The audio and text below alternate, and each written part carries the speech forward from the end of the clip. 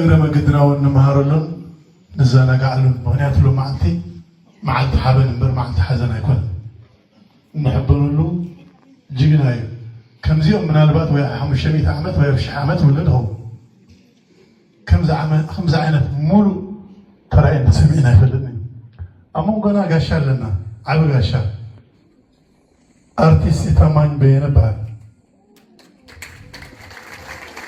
ስለዚህ ብክብር ኢና መድረክ ዓድን ጦብላሕታ ኣለዎ ትግርኛ እውን ሰማዕ ኾን እዩ እንኳን ሓመፃ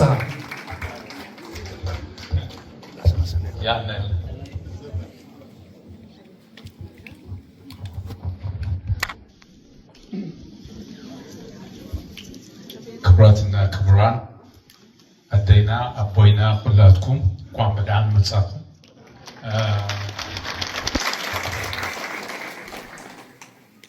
ስሜ ታማኝ በየነ ወይም ደግሞ ወዲ አቦይ በየነ እባላለሁ።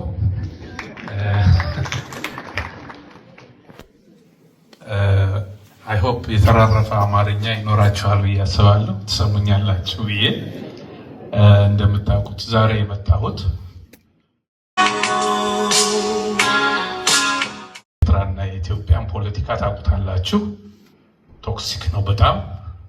በረከት ግን ያደግኩበት ነፍስ ያወቅኩበት ዘፈንን ያጣጣምኩበት ታላቅ ሰው ስለሆነ ሀዘኔን ለመክፈል ለማክበር ነው የመጣሁት እና በመምጣቴ በጣም ደስ ብሎኛል።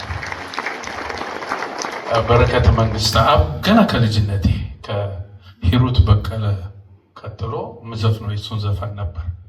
ያኔ ትርጉሙንም ባላውቀው በጣም ነበር የምወደው። ምክንያቱም የዜማ ቅላጼው፣ አጨዋወቱ፣ የዜማ ምርጫ ሁሉ የተለየ ሰው ነበር። እኔ ባደኩበት አካባቢ ሸክላ ሲወጣ የበረከት ለኔ ትልቅ በቃ በዓል ነበር የሚመስለኝ።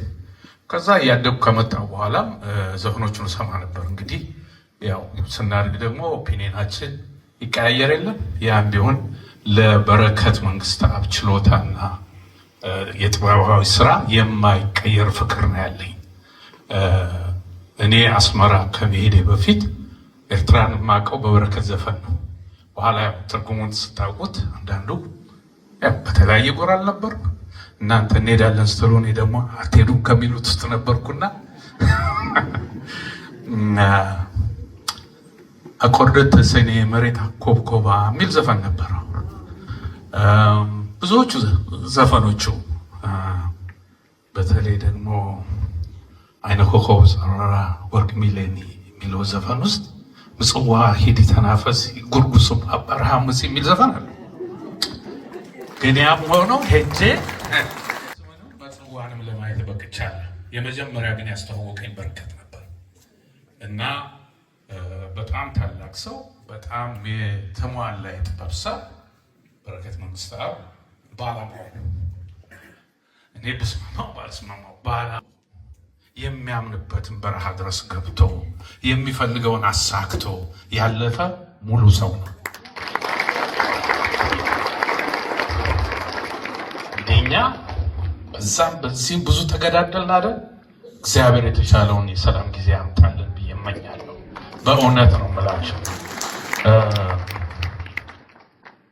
አሁን ድሮ ልጆኜ አቆርደት ሰኔ መሬት ኮከባ የሚል ዘፈን ደግሞ አለ። እነዛ ሁሉ እኔ የልጅነት እንትኖቼ ናቸው። በኋላ ያው የትግል ዘፈን ነው ምናምን አሉ። በኋላ ያማኔ እሱን ያስተዋወቀ እሱ እና ይሄ ሁሉ ያልፋል። አሁን ያለው ትኩሳት ይበርዳል። ከዚህ በኋላ የሚመጣው የሰላም አገር ሆናል። እናንተም እኛም ሰላም አግኝተን በተለይ ደግሞ እንደ በአንድ ምሳሌ ብሰጣችሁ በትግሉ ወቅት በረከት በእናንተ ሳይድ ሆነው ጥላሁን በዚህ ሳይድ ሆነው ዘፈኑ በሁለቱም ጎራ።